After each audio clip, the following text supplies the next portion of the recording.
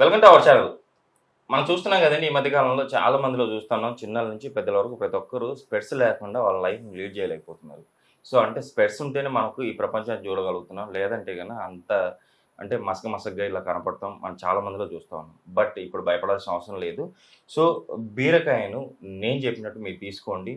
షూర్గా మీరైతే eyesight problem తగ్గించుకొని eye vision అయితే ఇంక్రీజ్ అవుతుందని చెప్పేసి అంటున్నారు యోగా అండ్ న్యాచురోపతి డాక్టర్ షుగప్తా గారు. సో మేడం ద్వారానే అసలు ఇది మనం ఎలా ప్రిపేర్ చేసుకోవాలి, ఎలా తీసుకుంటే మనం ఈ ప్రాబ్లమ్స్ బయటపడతాం మేడం ద్వారా తెలుస్తుంది. నమస్తే మేడం. నమస్తే అండి. మేడం, బీరకాయతో అద్భుతంగా మనకు కంటి చూపును అయితే మెరుగుపరుచుకోవచ్చు అని చెప్పేసి అంటున్నారు కదా. సో ఇందులో అంటే ఓన్లీ మన బీరకాయ ఒకటేనా, ఇంకేమైనా ఇంగ్రీడియంట్స్ వాడుతున్నామా? సో కంటి చూపు సమస్య ఎందుకు వస్తుంది? సో టోటల్గా మనం కంటి చూపును మెరుగుపరుచుకోవడానికి ఈరోజు ప్రిపరేషన్ మన ప్రేక్షకుల కోసం తెలియజేయండి. బేసికల్ ఏంటంటే చిన్న పిల్లలకు కూడా తెలుసు సైట్ ఎందుకు వస్తుంది, ఐ సమస్యలు ఎందుకు వస్తున్నాయి బికాస్ ఆఫ్ మొబైల్స్. 100% మొబైల్స్ అండి. 100% మొబైల్స్ కానీ ల్యాప్టాప్స్ కానీ ఎక్కువ ఒక వస్తువుని తదేకంగా చూస్తున్నాం అనుకోండి, దాని ఇంపాక్ట్ అనేది కళ్ళు అలిసిపోతాయి. మనిషి కూడా ఒక 2 గంటలు కంటిన్యూగా పని చేస్తాడు అనుకోండి, అలుపు వచ్చేస్తుంది. వాడు కూర్చుంటాడు, కొద్దిగా రెస్ట్ తీసుకుంటాడు, దాని తర్వాత మళ్ళీ రీ-ఎనర్జీ వస్తుంది, పని చేసుకోగలుగుతారు. అలాగే కంటికి రెస్ట్ లేదు ఇక్కడ. నైట్ 9కి స్టార్ట్ చేసాం అనుకోండి మొబైల్ చూడడము, 12 అవుతుంది, 2 అవుతుంది, చూస్తూనే ఉంటాం. దానివల్ల ఆ రేడియేషన్స్కి ఎంతో మందికి సైట్ వస్తుందండి. పెద్దవాళ్ళలో అయితే మరీ కొంతమందికి అంటే సైట్ రావడమే కాకుండా షుగర్ లెవెల్స్ పెరిగిపోవడం వల్ల కూడా కొంతమందికి మన ఐసైట్ రావడానికి ఛాన్సెస్ ఉన్నాయి. సో ఓకే, అది ఏజ్ రిలేటెడ్ ఫ్యాక్టర్ అనుకోవచ్చు. కానీ చిన్నపిల్లలు ఎందుకు ఈ సమస్య వస్తుందంటే బికాస్ ఆఫ్ డెఫిషియన్సీస్. ఒకటి, మొబైల్స్ ఎక్కువ యూజ్ చేస్తున్నారు, దాన్ని మానమని చెప్పినా కూడా వాళ్ళు అది ఒక ఇదిలాగా పట్టేసుకున్నారు. సో కానీ నేనేమంటాను, న్యూట్రిషనల్ డెఫిషియన్సీ కూడా చాలా వరకు ఇది రావడానికి మెయిన్ కారణం. ఆకుకూరలు తినమని చాలా మంది చెప్తామండి, బట్ ఆకుకూరలు పిల్లలు ఇష్టపడతారు తినడానికి. సో అట్లీస్ట్ మనం ఆకుకూరలు ఫ్రై చేసి పెట్టమన్నా కూడా పెడుతున్నాం మేడం, వారానికి ఒకసారి పెడుతున్నా కూడా అంత రిజల్ట్ రావట్లేదు అంటున్నారు. నేనేమంటా అంటే బీరకాయ is the bestest vitamin A content. మనకి ఐరన్ ఉంటుంది, మెగ్నీషియం ఉంటుంది, దీంట్లో మంచి విటమిన్ సి ఉంటుంది, మోర్ ఫైబర్ ఉంటుంది. మనం రెగ్యులర్గా ఇలా జ్యూస్ రూపంలో దీంతో పాటు మనం ఉసిరికాయ వేసుకుంటున్నాము, దాంతోపాటు కొద్దిగా వాము, జీలకర్ర, మన పెరుగు కొద్దిగా వేసి జ్యూస్ లాగా ప్రిపేర్ చేస్తాం. అంటే స్మూతీ లాగా, అంటే లైక్ మనం స్మూతీ అంటే డ్రై ఫ్రూట్స్ వేస్తాం కదా, ఇక్కడ స్మూతీలో కొద్దిగా ఆమ్లా, కొద్ది కర్డ్, కొద్ది జీలకర్ర అన్ని మంచి దాన్ని మంచిగా సూప్ లాగా చేసేసుకొని మార్నింగ్ బ్రేక్ఫాస్ట్కి ముందు ఒక మంచిగా బౌల్ ఇచ్చేసారనుకోండి, సో డెఫినెట్గా అండి ఐసైట్లో చాలా మంచి ఇంప్రూవ్మెంట్ ఉంటుంది. అండ్ పిల్లలకైతే స్పెషల్లీ రెగ్యులర్గా ఇలా స్మూతీ లాగా చేసేసుకొని దాన్ని చపాతీ పిండిలో కలిపి, ఎందుకంటే స్మూతీ తాగడానికి ఇష్టపడరు వాళ్ళు, ఇలాగ ఈ వెజిటబుల్ స్మూతీ, అప్పుడు దీన్ని మనం చపాతీ పిండిలో కలిపేసి చపాతీ చేయించడం కానీ, సో దీంట్లో కొద్ది వాటర్ డైల్యూట్ చేసేసుకొని దీంతో రైస్ వండడం కానీ చాలా మంచిది. రైస్ కూడా ప్లెయిన్ వాటర్తో కాకుండా ఇప్పుడు మనం చేసే స్మూతీ, వెజిటబుల్ స్మూతీలో కొద్ది వాటర్ యాడ్ చేసేసుకొని రైస్ వండండి.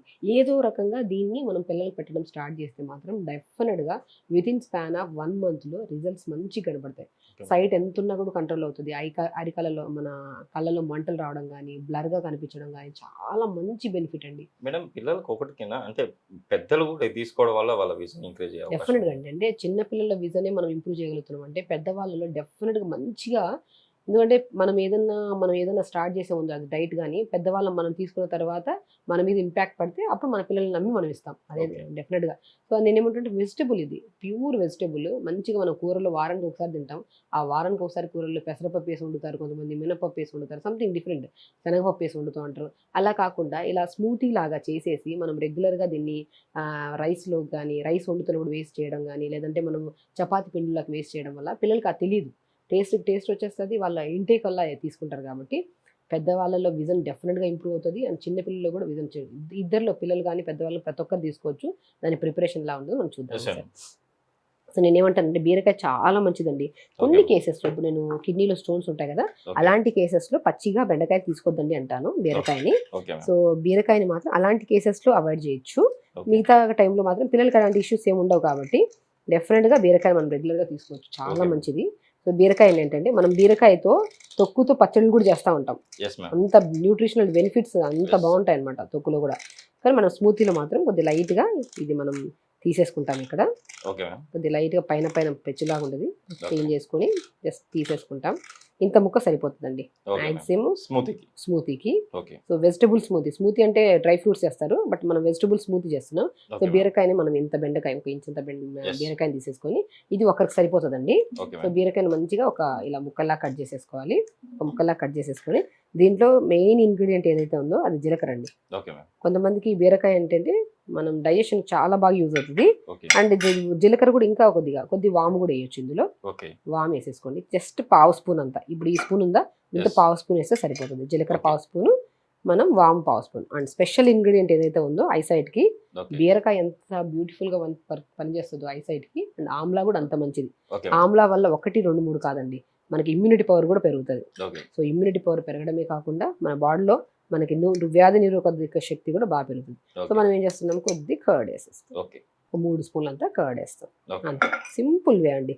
దీన్ని ప్రిపేర్ చేసుకొని దీన్ని ఒకవేళ డైరెక్ట్గా తాగలేకపోతున్నారు స్మూతీ లాగా అంటే మాత్రం దీన్ని రకరకాలుగా యూజ్ చేయొచ్చు. అది ఎలా చేయాలో నేను చెప్తాను ఫస్ట్ ఇది ప్రిపేర్ చేసి.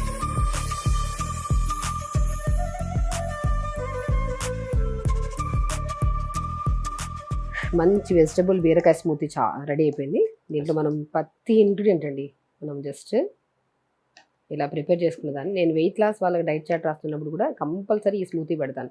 ఎందుకంటే ఈవెన్ దో వెయిట్ కానీ, షుగర్ వాళ్ళకి కానీ, బీపీ వాళ్ళకి కానీ ప్రతి ఒక్కరికి నేను స్మూతీ రాస్తాను. ఓకే 100% వర్క్ చేసేది దేంట్లో అంటే ఐసైట్లు. ఇది తాగిన కొన్ని రోజుల తర్వాత మనం ఐసైట్ అంటే ఒక జ్యూస్ తాగితేనే సరిపోతుందా మేడం అంటే, నేను జ్యూస్తో పాటు ఆకుకూరలు కూడా బాగా తీసుకోండి. అండ్ పొద్దున్నే లేచాక ఐ ఎక్సర్సైజ్ చేయండి.